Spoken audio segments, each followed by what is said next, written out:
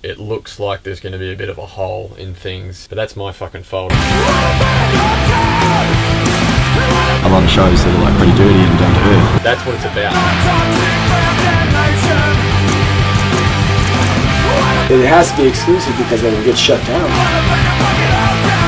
No one ever thought in a million years it was going to continue. People come to Fest and make friends, and then they come back the next year, and that's when they get to hang out with their friends. And that's what's cool about it. We've just created an environment for international bud system now.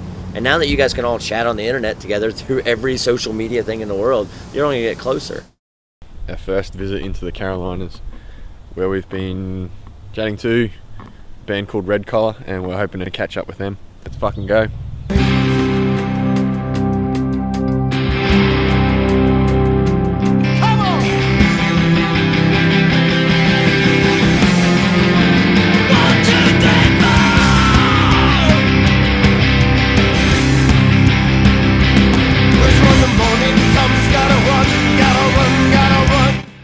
Even though we're playing at Fest, I don't see us as being sort of a typical punk rock band. You know, DC hardcore, you would have the great Discord bands, you know, from there, and then you would have the No Idea and Gainesville bands here, and then you would have this relationship between Richmond, you know, which you know, is a bit of a, you know, a capital in itself. And then what the fuck goes on in between? There are so many universities in this area, and whenever that happens, there is more of an indie rock, more of a college rock sound in this area, and I think that is what it's known for. And you do feel kind of free just to do whatever you want. People are probably going to respect that, but at the same time, it does get very hard when you're, I think, a band like us. We're probably the only band that's played Fest from around here in at least the past 2 or 3 years. I think that there's only been 3 Triangle bands that have ever played. We hadn't really found a rock and roll network that we realized how strong of a community the punk rock community was. After we released Pilgrim, we went on the road for a year. Putting that tour together was a lot easier after we had done the year on the road, but even more so after we played Fest. It was awesome. It's Club 1980 or Bar 1982. And so we played, and I noticed that there was about 10 people up front, and they were people that we knew from other bands. But all I could see, because of the lights, were just this front row of kids, and we were kind of down, kind of low. I couldn't see anybody, and I thought, you know, well, shit, man, you know, that was an amazing time. Hey, we played for 10 people, but still, they were so stoked, right? It was so much fun.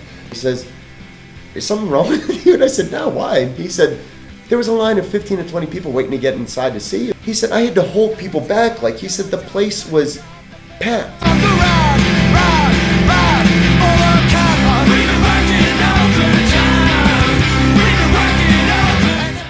What was even weirder is to be in a town where there was pretty much one promoter who did a lot of the punk rock shows there.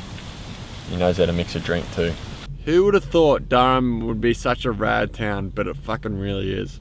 We saw someone's house and the Motor Co Music Hall. You lost your keys, I lost my voice tonight, but it's alright. Got the song and now I skip the ladder with these past second. It's hard. There's not a scene here, but we're trying to build it, and that's part of the scene, you know. Like after Richmond, it's that nice, like, okay, we're gonna relax, we're gonna hang out. Since we're like 2 days away from Florida, which is awesome that we can actually have like a hub for people to come and hang out before the fest. People who play the fest will sit and hang out with the fans. There's none of that rock star attitude. There's none of anything like that. The fact that you can go and see someone who's really important, maybe made you pick up a guitar, you sit there hanging out next to you or sitting next to you at the bar, like, that's awesome. And you, at the end of the day, you can't get that in any other music scene. I think that's what's important to Fest, especially for like the people who don't get that on an everyday basis. Like, I met people from Japan, I met people from the UK, I met people from Switzerland, I met people from Sweden, I met people from Africa that have come to the Fest. Meet someone and have a drink with someone, just talking, like, at the end of the night, like, you're fucking awesome, let's hug and trade numbers and keep in touch.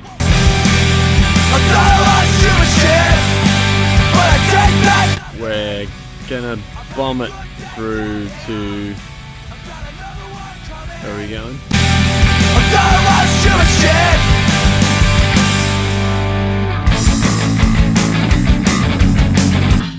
What song's this? There's definitely some fests that have spawned from what we've done here. You know, as long as you feel inspired to do a festival, do it. You know, It just starts small. Don't try to get big and crazy with it. You know, the people that usually try to do that end up doing it for the wrong reasons anyway, and ends up blowing up in their face.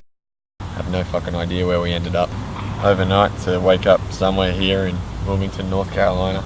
And I'll escape toward the open seas, leave my chances to the ocean breeze. Awake at night, in bed I freeze, with photographs and histories. And I'll wait for you on both my knees. The tidal wave, Wilmington, city of the future.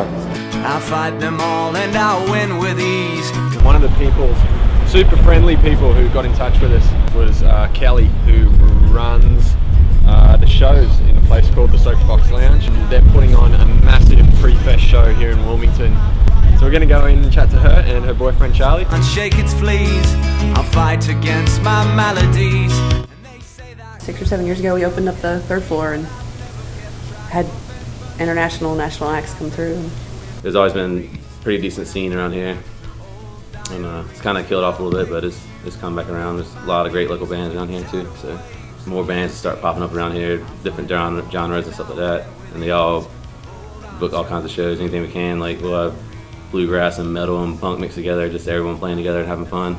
It can be hard, you know, people don't want to drive off of Highway 95 that far, but we've got so many established relationships with bands over the last years that it's like, hey, I'm on the soapbox, that's awesome. They're like, we'll come back, definitely, and they do, so. I've always wanted to go. It's always been just talk about going. And I was bummed because I didn't think we were going to be able to find tickets.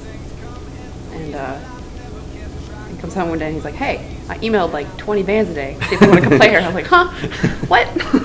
We had a lot of great responses back, like, we definitely want to come play there. Some more bands got added on, and more bands started hitting us up after the word kind of got out, and we had to turn them away, but hopefully we plan on making an annual event. As long as the fest is going on, yeah. Southbound and Down will be going on. I never listen to my contemporaries. I want major chords, I want harmonies. This bar is the bar where Eastbound and Down, Shabooms is filmed. So fuck Dawson Street. My knees, tidal waves, and killer bees.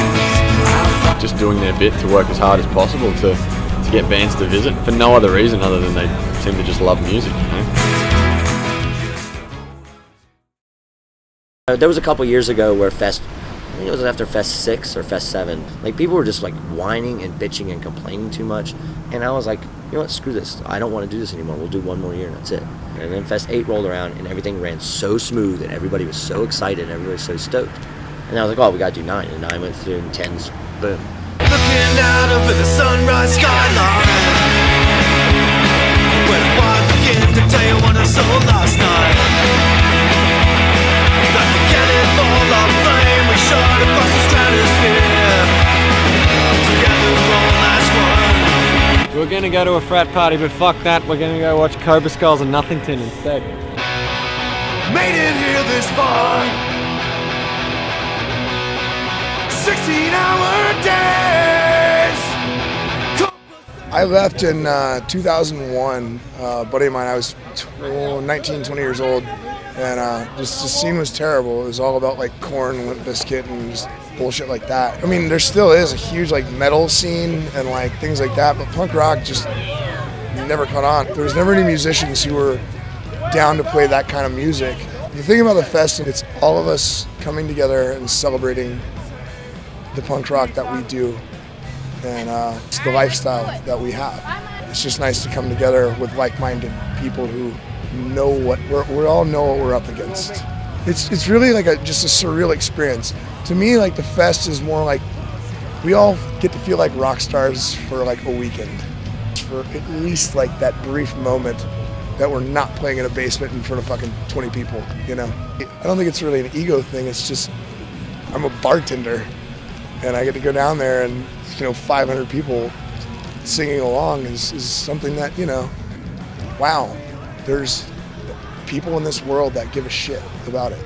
So many of my friends from Germany, Australia, you guys are here, and it's culminating right now. Like, I can feel it already going down the East Coast. I flew in last year, which I will never do again. I want to always tour out the fest instead of just fly in, because the touring out to it is the experience, really. When there's no way.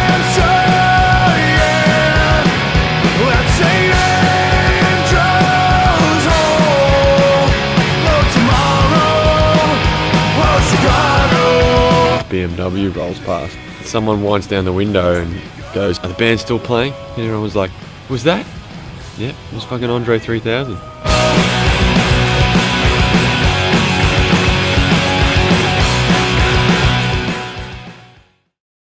We're still in Atlanta, Georgia, and we're about to go and chat to the fellas in the band The Wild, who got in touch with us at the last minute. And yeah, we're really grateful that they're going to take us in and have a chat. Let's go chat to The Wild. Every day when we wake, we have a choice that we make between love and fear. So don't live your life setting up for the next, 'cause heaven and hell ain't real, and we find. Atlanta is very much also an insular musical community. There's a lot of bands here that just often play here and stay here, but there's a lot of really invested people who are doing a lot of good things. You know? I think that that's like, you know, the only reason we really actually fit in with like the punk world is that, you know, it's not necessarily about a specific like, you know, type of music. It's more about like a certain ethic or value system.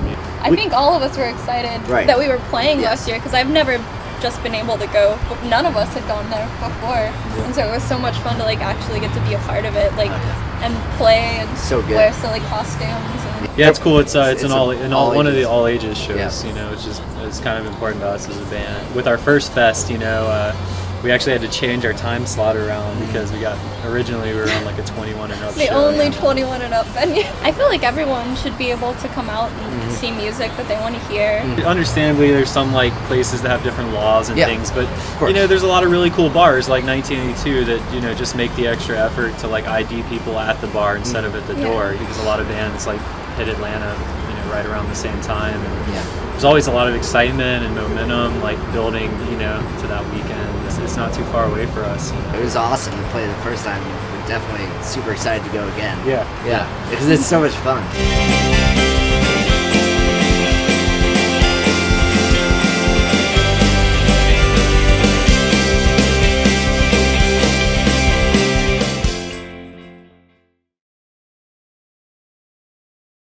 We're pretty much there. I'm fucking ready for it.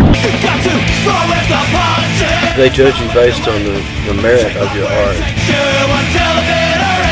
Just a really good feeling for a young band. It's like Christmas right now.